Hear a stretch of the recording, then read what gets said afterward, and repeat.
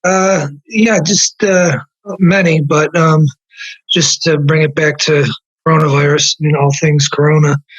I wonder if you could say something a bit about the resurrection and how it might tie back to the body, the idea of the resurrection being an embodied event, as you were talking about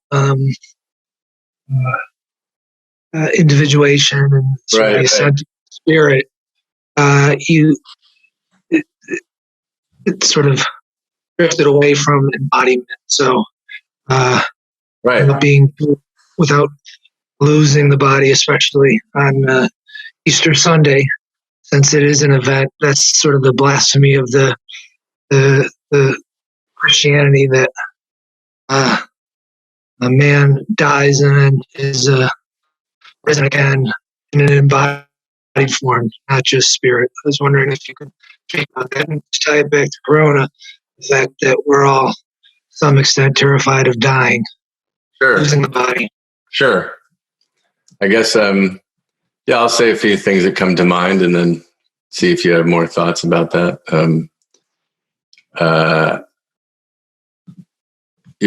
I was speaking with someone the other day who had coronavirus, whatever that means. I guess she was, I'm not sure if she was tested, but she had some serious symptoms for a week or two. And she was saying that after the experience, she feels a kind of elation. And I think this is a fitting, very real connection we could talk about in terms of rebirth. The idea that when we struggle with a symptom or a disease, whether it's a life problem, an emotional issue, or even a physical disease, we embody more, we incarnate, as some traditions would talk about, that there's an importance even in childhood diseases, and that they shouldn't be deprived from us by vaccines, or that it's dangerous because the developing subject, well, let's say that in, for example, traditional Chinese medicine or psychiatry, the Shen or the spirit enters the body in conception, but it takes a long time through conception, early years of development. If you can imagine, I guess I'm going to try to shift for a second here to the camera. So it's as if the being, if the Shen or spirit is immaterial or dispersed, and there's something that becomes localized in conception, it's an act or a choice between at least two humans to have sex for the creation, or even without choice, the question of desire, which leads to bodily copulation, engages the possibility of a body and a soul entering into it. And the point that I'm trying to make is that they would say that this process of entering the body takes place over months or years. You can imagine that. You're in the inner world or the dispersed world, the younger you are. There's no clarity or separation between you and the mother, or you and the air, you and your inner thoughts and dreams and fantasies. And over years, a process of individuation, which we talked about, is marked psychoanalytically in the idea of the mirror stage, or suddenly being able to see the other, the mother, as a separate being and body, which we then take as our own foundation of being. We take this fake image or this imaginary of the body as what we are and a ground for our experience, and to develop a coherent self or personality around this body. So embodiment is everything in that sense. And that is what I was talking about as related to the question of primary narcissism. Of course, narcissism coming from the Greek myth of Narcissus and the reflection in the mirror or the water, and the mirror stage as well, commenting on that. and the idea of incorporation, meaning body, corpus or corporal, to incorporate, to take the soul or the spirit or the mind further into the body and the individuated body. So then, of course, other traditions would teach us that this is a delusion, which it is, but a necessary and useful delusion. Often what happens then is we go too far. We get locked into our body and our false image, either as a narcissism of mirroring and self-absorption, or more often as an egoism, that is the self that we construct only to answer to the demands of the other. And I believe that there's more a problem with that we have more problem with egoism, which is normality, than we do with a healthy narcissism. And so incorporation of the body, to go back to that, each time there's a struggle with a disease, there is a struggle with the outer world. We decide we have to confront it. We could run away, go inside, and go out into the dispersed. Or we could be welcomed in.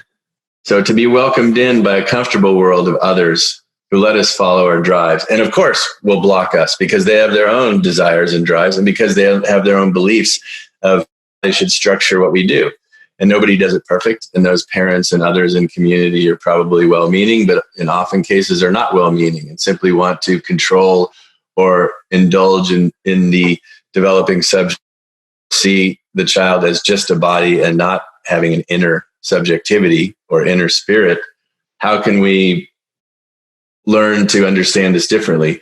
How can we go back in time and change it or fix it? These are processes that already exist in the philosophical traditions, and I think become articulated more clearly in analysis. And so you can imagine that if there's an assault, if there's neglect and there's no one there to meet the child, it stays in its own mind. Perhaps it becomes more autistic, which simply means relying on the self. It's a self as strategy. One relates to the inner world or to the objects around, and does not develop a subjective relation to another spirit. If the spirit or the inner of another person can relate to the spirit or the inner of the subject in the child, it can come out into the world, and that inner life or spirit or subjectivity can be out in the world and make contact with others. If there's an assault to the body, if we're not aware that a child has birth trauma or some disease, and it's not easy to see because children are often crying and upset that there's something going on, this disruption of the body may prevent itself, the subject, from making contact with others. So many aspects of the delicacy of the early ages. Or let's take another example. The idea of how trauma works. Freud was sometimes accused of covering up real trauma of sexual abuse. And the way to think about this is there may have been and probably were cases of more direct sexual intrusion by an outside person that would create what? It creates a withdrawal and inwardly.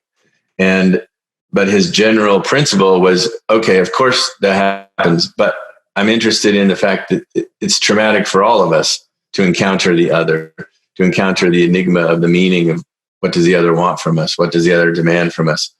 And to contend with that. So this relation between going inwards and going outwards, or that also that an assault from the outside could mix with dreams and fantasies in the early days, such that in memory, they're all mixed up and we can't remember exactly what was real or not. This is it. My point being, this is a process, and the body or incorporation is the beginning of everything, and that we could see diseases as struggles that we conquer to incarnate more in the body and into the world. And so there's a place for struggle. Or, for example, in the case of humans, it may not always be different from what you see with dogs, how they play fight all the time. This is an important process. One, it's desire to make contact. it's a desire to find boundaries of contact. And it's an experience of playing these things out to understand relations between self and other, and structure and freedom. And if we deprive children of that, they can't learn that either.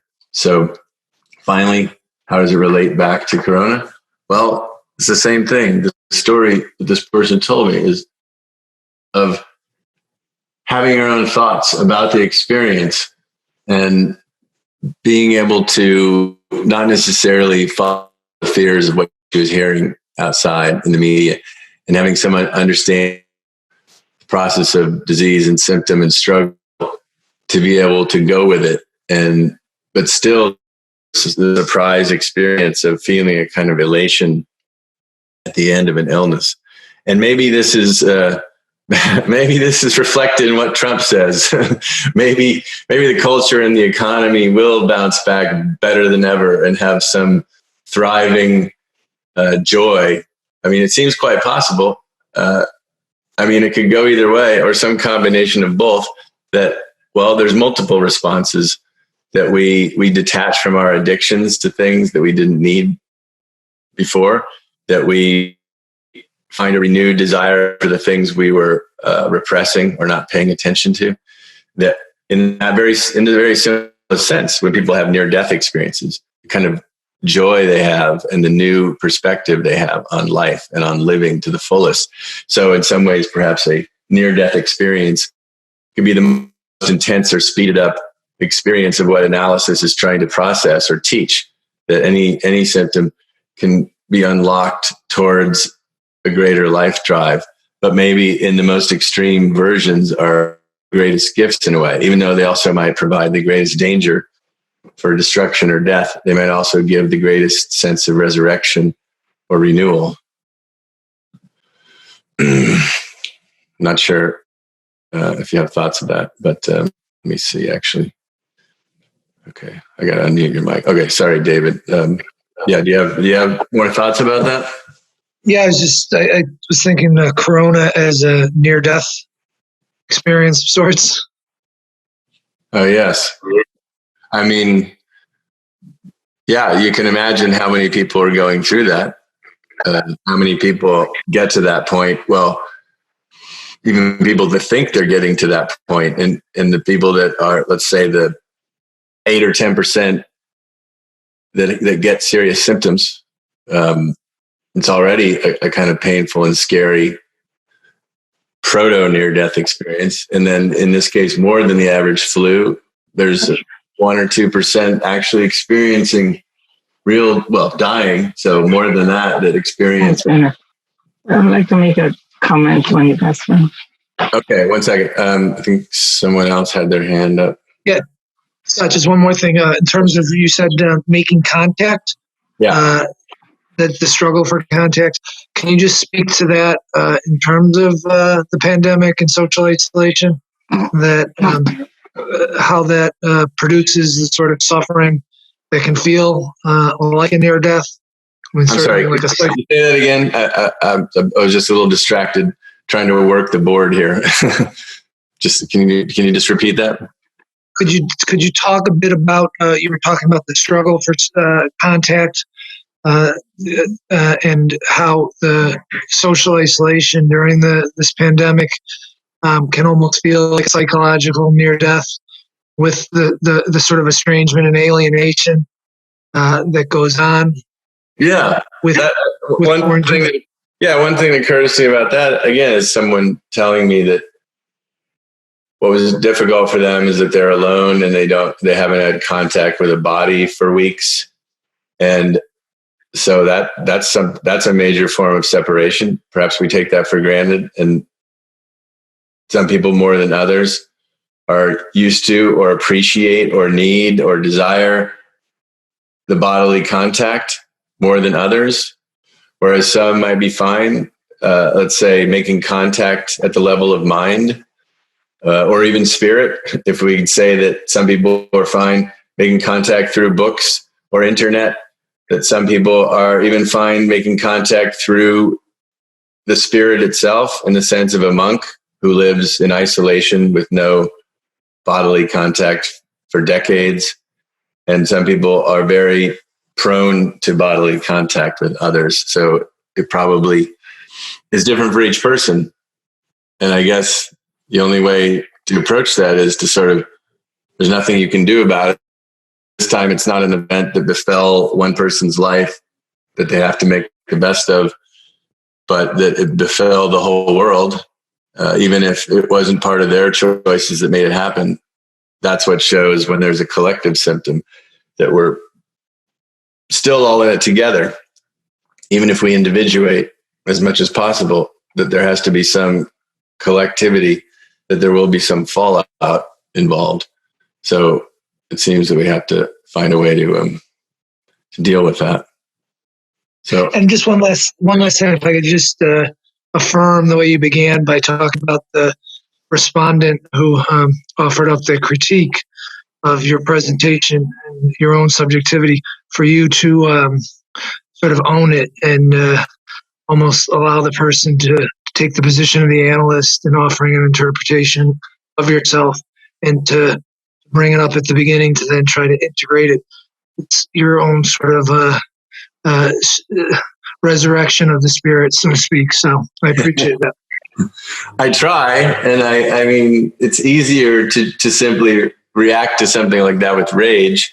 And it would have been appropriate for me to explain to him that there was no reason to write to the administration, because every email has a clear unsubscribe button, and that therefore he needed to expel something from somewhere onto something, and that there was no explanation or foundation behind what was being said, but simply, let's say, I suppose, a bunch of insults.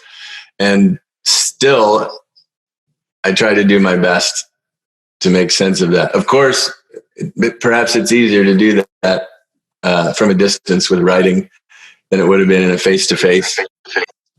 Or maybe not. Maybe it's the opposite. But I'm glad that you appreciate that. There was let's see. Okay. Paul, did you still have a question? I think your hand was up, but can you hear me? I think I've enabled your speaking. Oh, hi. Yeah. I did ask a question, but you kind of answered it. I was going to ask you, how best do we embrace the resurrection, the rebirth that's coming up, to maintain a healthy spirit? But you kind of answered it in your last explanation.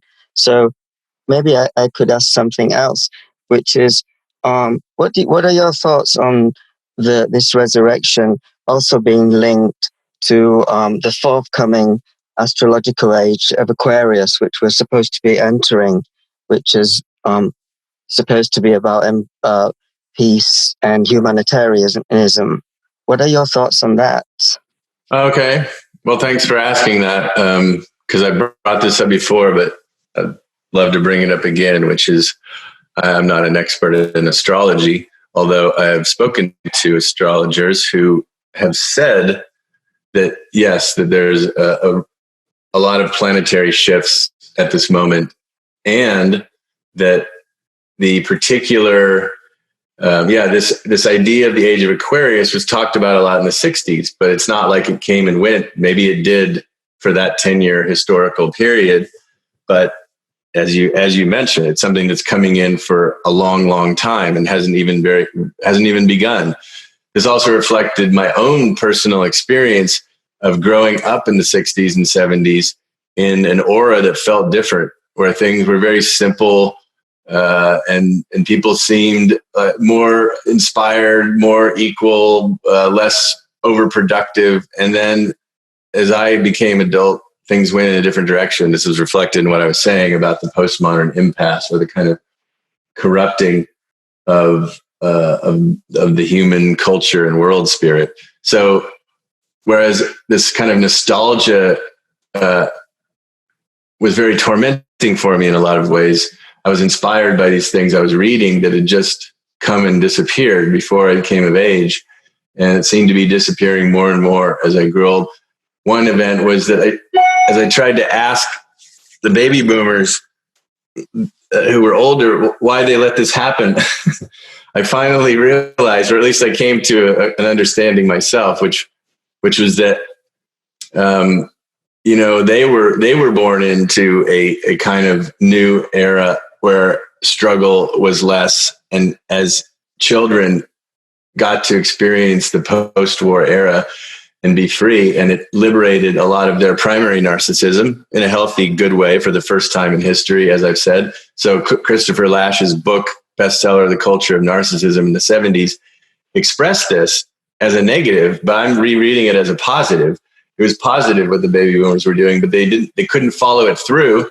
And perhaps the fears and conservatisms of money fears that their parents had with the Depression and the wars just came back to make them inevitably go in that direction, or maybe think they could have it both ways. I guess in a way, this is what you see with the neoliberal compromise or hypocrisy, that somehow you can do good for the world or pretend to be doing good while actually being ideologically controlling or making choices monetarily or otherwise that aren't sustainable for the whole population. And again, I'm not totally blaming them.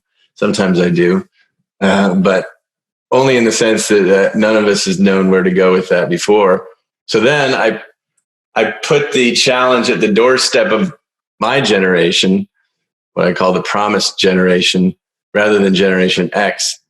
Generation X does reflect its negative form, that it's a kind of in the shadow of the baby boomers, and the children of the pre-baby boomers, or in the shadow of having any power or choice in what to make, because by the time we come of age, things are already set by the baby boomer spirit and culture. So it's positive form, I say, again, in line with my own personal discoveries. I felt I was promised something because things felt so different in my youth and then changed. But now I believe, as the baby boomers are dying off, that the real, as you reference, age of Aquarius could possibly begin as a resurrection. In that case, we can learn so much from going back to the texts and the art of the 60s and 70s, and more so of the whole 20th century and 19th century. Sometimes I'm accused of bringing in too many references, but I try to explain that for me, from an early age, this was never about citing something as a master or to prove something, but I consider all of these people comrades and friends that have inspired me, and each have worked towards something with great struggle, often alone. And I guess it's sort of giving a kind of sharing a joy, and also the fact that it's all out there already if you just look for it. All the ideas that we need, all the questions people are always asking are already out there, answered at least once or many times by many great thinkers, artists, etc. We don't need to keep reinventing the wheel to pretend we have a new answer or to trademark it, to sell it. We do need to keep reinventing new styles or forms for our own desire and passion, but that doesn't need to lead to, again, one master for a big group. I think it's incumbent on each person to perform that for themselves. So I guess that's part of the answer too, that the part of, I guess I'm advocating for something I'm calling analysis, but that has to be unpacked, meaning as psychoanalysis exists in a lot of ways, or as it's understood, is not necessarily answer to what I'm saying. But yeah, the resurrection would have to be for each subject to take up their own path and follow it in what they believe, even if it went against the norm or the moral order, or even if it incurred some negative response. I don't know if that answers your question, or if you have other thoughts about it. If not, then perhaps, oh wait, let's see here. Yeah. Sorry. Yes, thank you. Oh, I think you got muted. Sorry. Okay.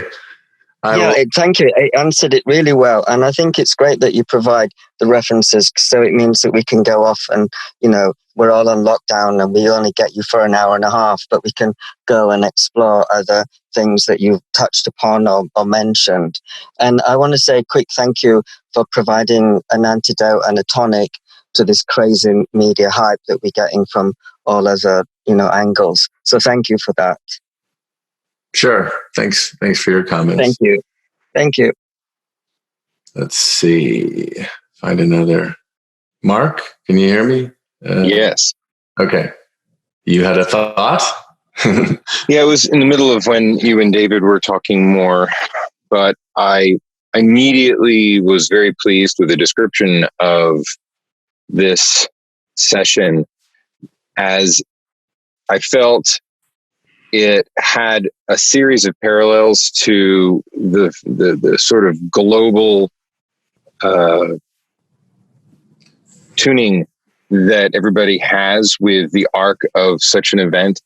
We have a group level of anxiety, a group level of anticipation, a group level of resistance, and a group level of going back and forth between, is this all going to become something that feels better than I feel right now? Or is this a continuing decline? And this non-knowing is what creates much more anxiety than after the fact looking back on it.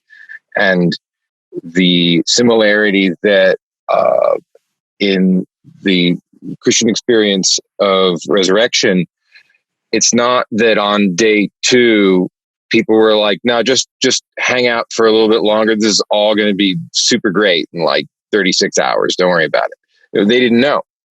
And the level of the darkness that appears between the crucifixion and the resurrection, I think matches really well. As at least this is what I got out of your description. I loved the similarity of the Dark Night process going through this transitional period, and a lot of the real growth that happens occurs in the moment where we don't have the security of what we held on to in the past, nor the comfort of knowing that it will get better or it will shift at a certain moment. So I felt it was a great discussion point that made me really happy to hear it. And I wanted to reflect that back a little bit, because I was inspired to speak of it when David was talking about the contextual relationship of coronavirus and the resurrection. And I also felt the humor of how the White House had put a lot of effort to try to say, oh, this is going to be all fine by Easter, like in order to make a connection with an expectation or a positive tick on the stock market. And then it mimicked the very resistance that we have in general to the transformation. I think the main issue I wanted to say was I applaud the association with the inevitable transformation that is necessary in order to get through a process. As a culture, we have to go through something, whether it's a war or some sort of process like this. The transformation of Easter is effectively the same. Right.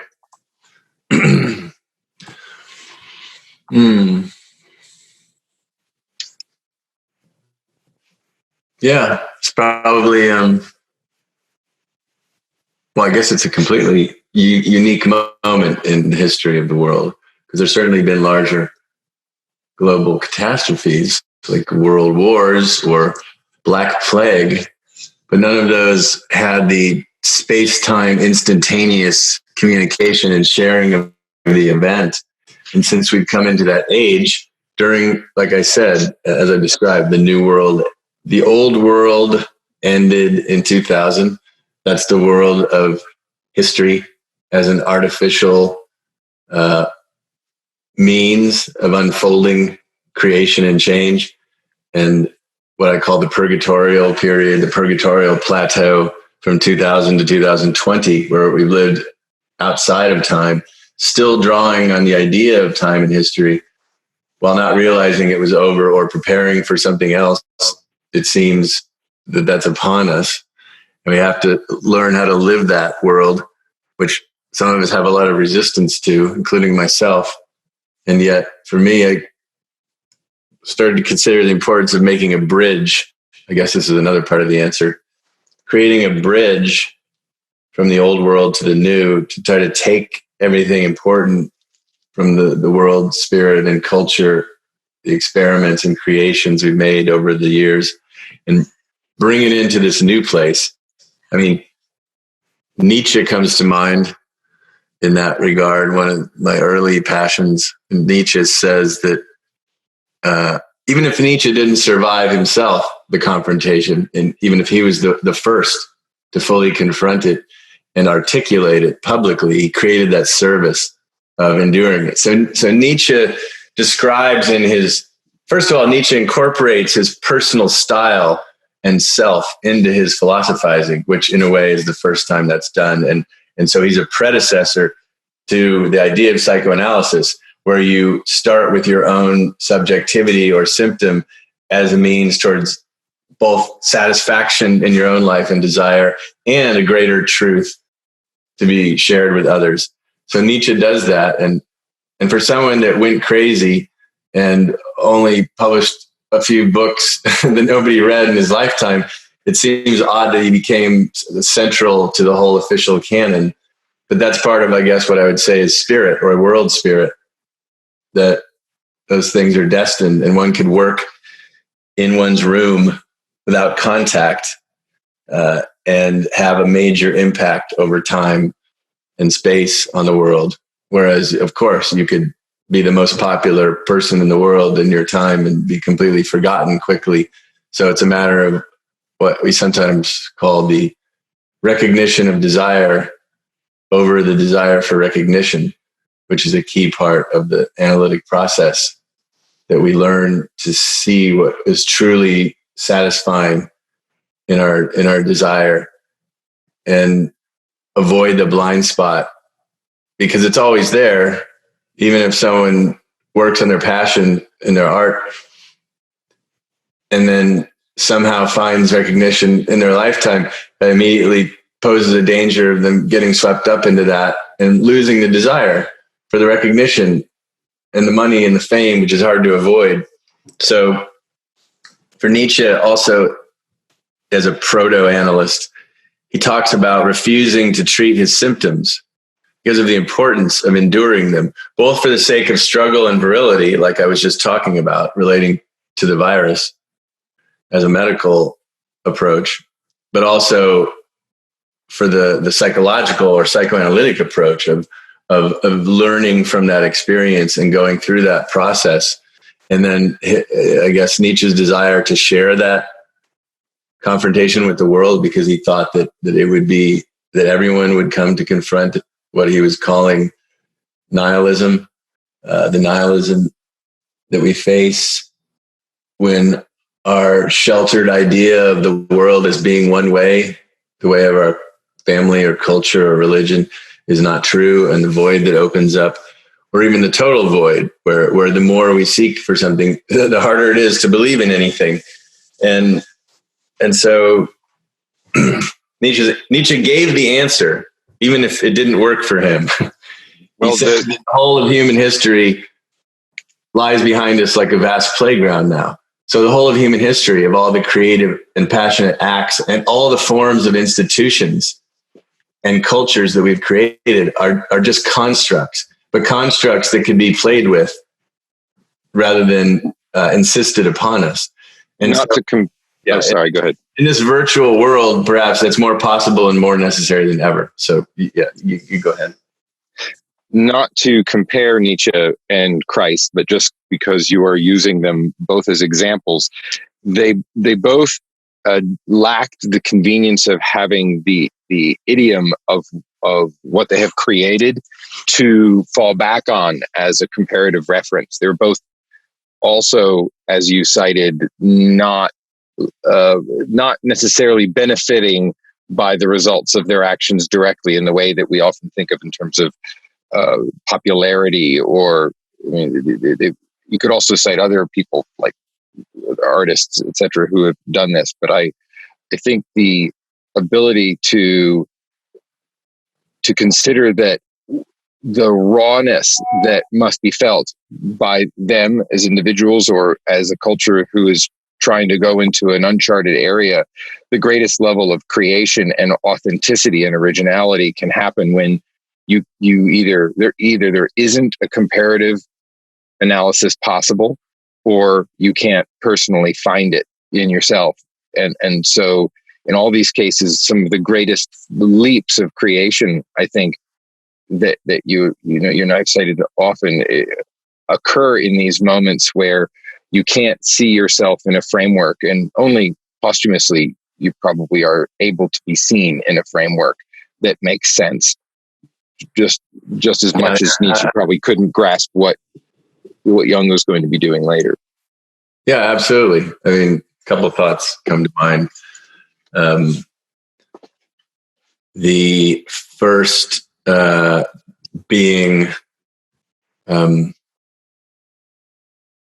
story, and I'll tell a little story, and then I'll talk a little bit about what methods at Analytica, not necessarily to convince you to come and participate more fully as a member, but because I think it's also a laboratory where we experiment with how to find answers to these questions that could be brought out into the world. And that's why we do public events as well, to interface. And so the story is that Andre Gide wrote that Nietzsche was jealous of Christ.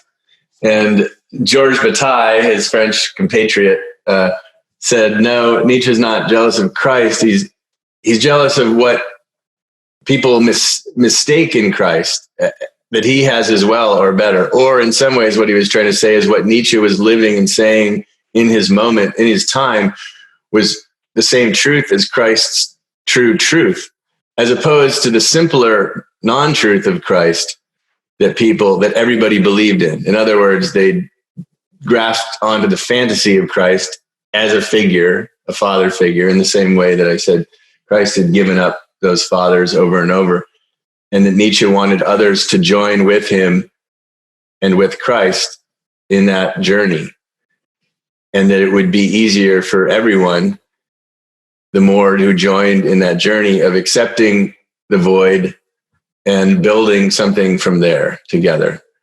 And so, or as Bataille also says elsewhere, the shared anguish of the void, when it's shared and not isolated, begins to turn into something else, something ecstatic and a kind of communion.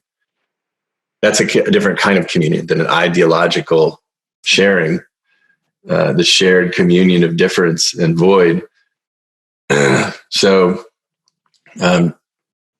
just to say a little bit about what I'm talking about, an analytic process that's stripped from its ideology, is that it has to do with not a teacher and student or a doctor and patient, but two positions, like a game theory. One occupies the position of an analysand, one occupies the position of analyst. Freud posed this figure of fleece, put him in the position of the analyst. There was no psychoanalysis. He wanted to speak and write to this person out of friendship, passion, and that speaking and the reflection back, it was Freud's process of doing his own self-analysis. So it's a facilitated self-analysis always. And the position of being able to simply speak anything, whatever one wants. How often do we get that in the world? And that reflects back what I'm saying about the drive and curiosity and passion of the child is in the position of the pure analysand, but has that blocked out by the other not listening or telling them what to do. So it's resurrecting this idea of a different position. Ultimately then, but this person, the only cut to the purity of the analysand's creation is the other's desire itself. That there's one other who has his own desires and delusions, which are different. But that back and forth is a real recognition of difference that we negotiate, not the artificial one where someone says, this is the way it is, not the way you're doing it. It's more like this is the way it is for me. Okay, I hear that. This is the way it is for me. What do we do in between that space? And that leads to then ultimately the necessity of the person changing roles and occupying the position of analyst as listener in a certain kind of way. That enables it to go to another level where it would be possible to have a collective of people who can interrelate differently, exchanging positions of analysand and analyst, which is a kind of process that happens in this thing called a cartel, which Lacan created. and and also is the place where moving to the next place of the other or the social, we try out our delusions, so to speak, and co-create something, which can then lead into some larger group where, for example, in this case, I'm giving a talk, and it's not possible for us all to interact as a large group. I can have the floor to present what I have to present. Others can listen. There can be some reflection backwards, but what's consonant or balanced in this case is that each other also has the opportunity to come forward and give their own presentation and have the floor to present for others to listen to and hopefully get something from, and also give something back to feedback for the subject, myself, presenting, to understand something about what I'm saying that I don't understand or do it better. So relying on you all as well. So it expands from 1 to 2 to a small group to a large group, finally to the public at large.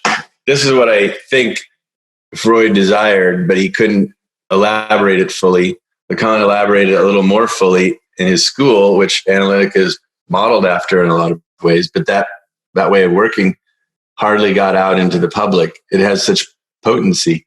And I'm not, because I'm an acolyte of psychoanalysis, in fact, I've studied so many more methods and traditions, but come back to it scientifically, experientially, that in its true form is one of the few great processes. And so that's why I try to remain true to it and keep it alive in some way, or resurrect it, I guess. Let's see here. I don't know if you had anything more to say, Mark, before I move on. Oh, it's beautiful. No, not necessary. We'll just keep going. Cool. So next comment. Boyd, can you hear me? Yes. Can you hear me now? Yes. Great. Well, thank you, Scott. These have been really excellent talks. And I've been sitting here thinking about desire and destiny and nihilism and resurrection. And I'm thinking about the imperative of Freud and Steiner, that there be this radical individual freedom. And I wonder if that's related to this idea of resurrection, because there's also people like Jung and Steiner who put a deep context in terms of like ancient mythology and even like psychic visions of future epochs of humanity. And then you find each individual in the current moment. And I'm also thinking about the metaphor of the improvisational jazz band. So there's this, each person has an individual desire to find a free expression. And yet at the same time, each person is in a particular position that seems coming from destiny, like which instrument are you playing? Or even what is your desire? Like your desire seems like you find it within you pre-existing, like you didn't necessarily even choose it. So I'm thinking about the resurrection as somehow revealing something about this mysterious pivot point where there's where you're coming from and how you're structured to be. And when you flip it into something where there's this authentic expression and new freedom that is in a new relation to everyone else, mirroring the same action. Right. I'm not sure if I heard exactly where you're going with this, but well, just this. There's something like a paradox between your destiny and how you've been structured before you even have freedom. And okay, right. Yes. Okay. Yeah. Obviously. Yeah. This reflects the question of. To me, this is at the core of Christ's act, in that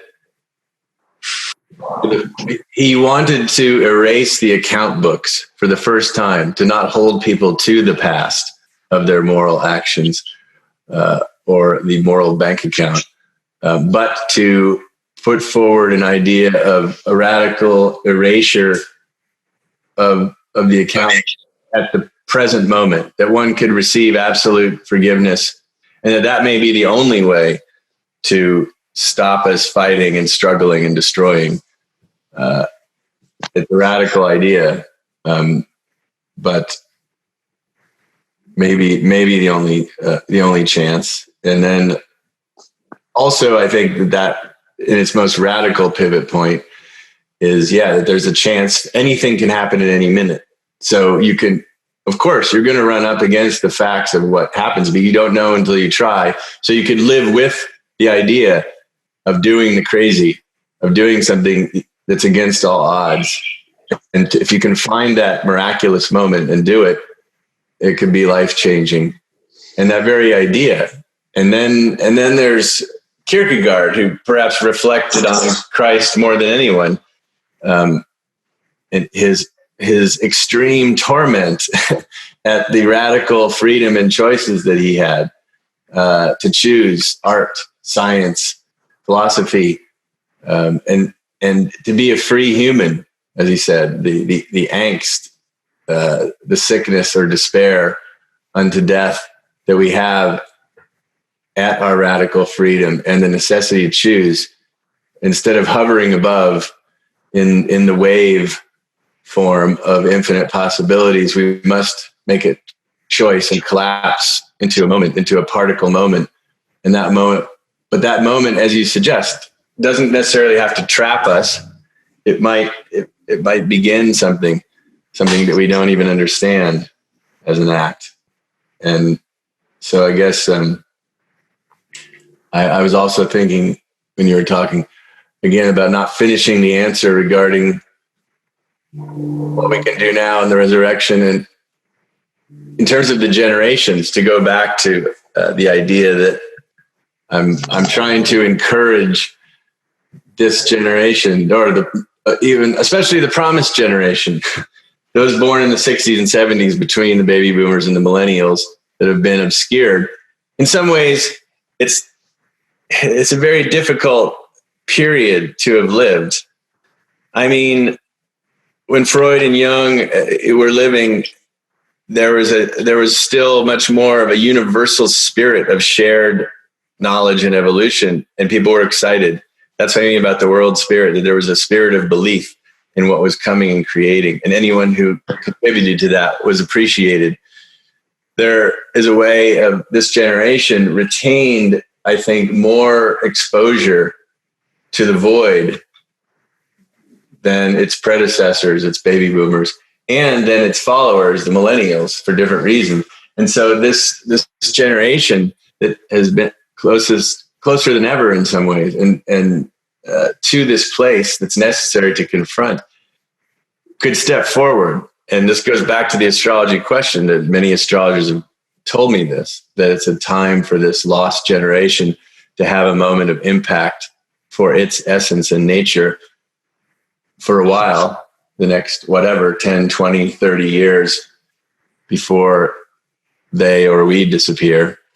And I also know from my experience personally, and with many people of my generation, that it's really difficult, because to survive, we had to either give up a lot of that.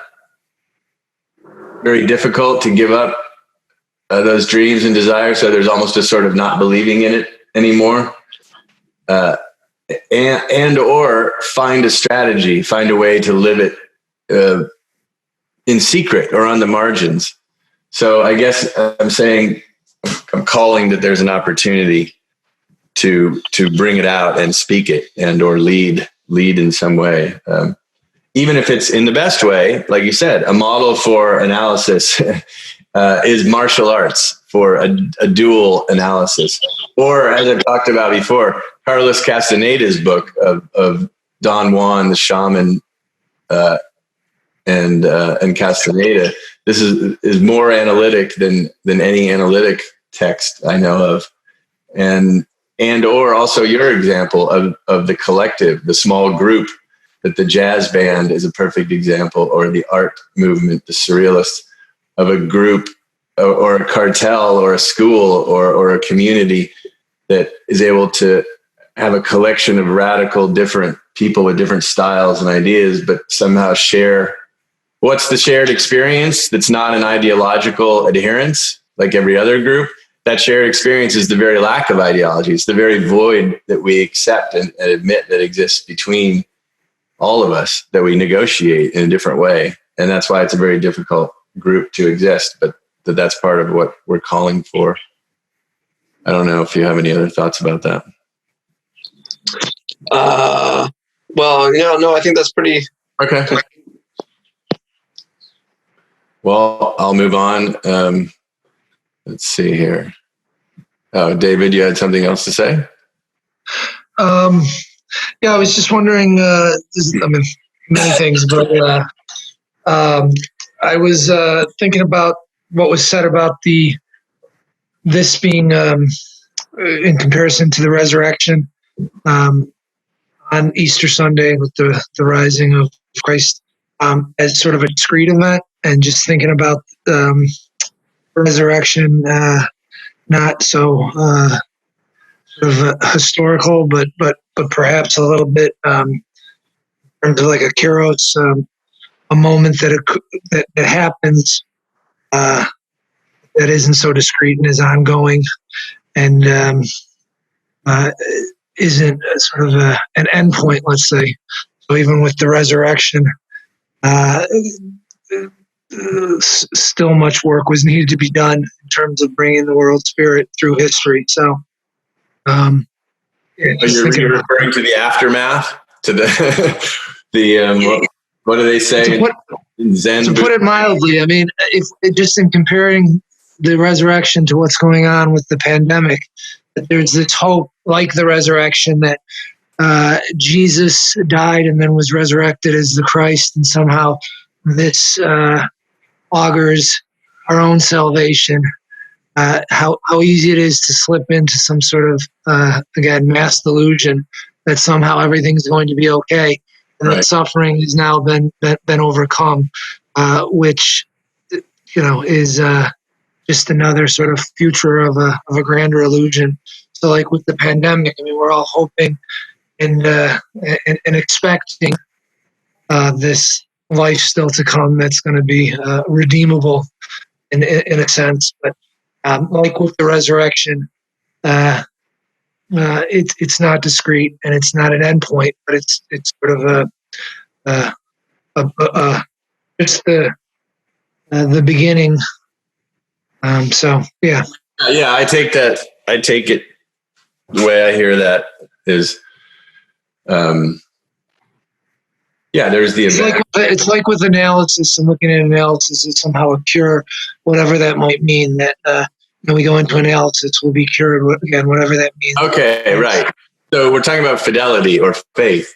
So we're talking about fidelity or faith, which is not blind adherence to an ideology, but the willingness to stay true to a cause. So there's the event, and then there's the construction and the fidelity to the construction. So that's what I hear you're talking about. But also in terms of like the notion of a cure. So, the resurrection, in terms of a cure. So, for instance, the resurrection, what is that supposed to bring to people? I mean, this idea of salvation and what is that? Similarly with the coronavirus, what is a cure for the coronavirus? Immunity. What does that mean? I mean, again, and like with the analytic cure, what is it to, again, what does it mean to be healed, transformed? So we use the word transformed. Again, just this idea of it being discrete and sort of historical or temporal in a way that somehow will get to an end, and then what? I mean, I think the risk is well, then suffering is like with the resurrection of Christ. Well, then suffering is at an end. That's the paradox of, I think, the resurrection.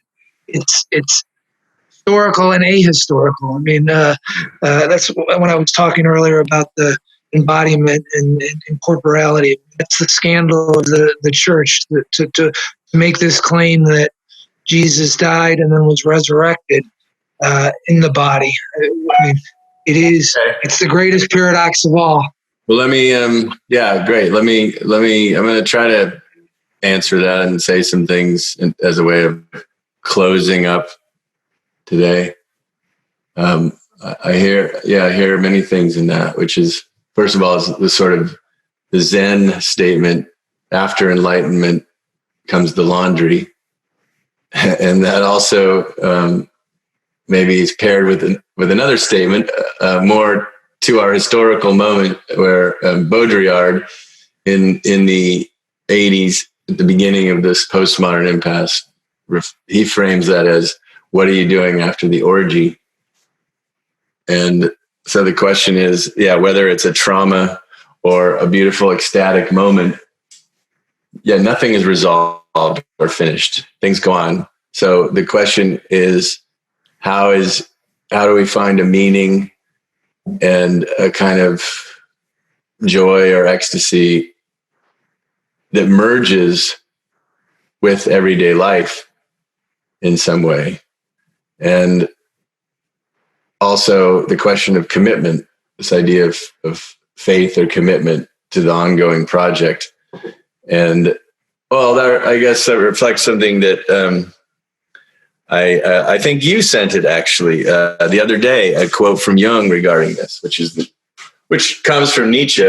Jung was influenced by Nietzsche, and the idea of the eternal return. You must live each moment as if it was the only and last moment that existed. Perhaps now we're in that timeless space, in virtual time, where we have to live in the moment instead of deferring. And so we have to find a way to live that each moment in that sense as meaning in itself. And I don't think any of us know exactly what that means or how to do it. So maybe, even though that seems far from the emergencies of the pandemic and even perhaps indulgent, it could be said that that's the ultimate and simple question to figure out for each of us, alone and together. So I think since it's been a couple hours, there's no more questions listed. We'll bring it to a close. As I said earlier, we're going to keep doing these public events, probably less often. They may vary. They may become just live and open on YouTube as a kind of either video and or audio event. But the more intensive work we do in Analytica, we're augmenting it and starting it up this week. So if you don't receive, if you're already connected to it, a personal email, then, or if you're interested, please feel free to write to info@analytica.org or just contact me. And I will speak to you all soon.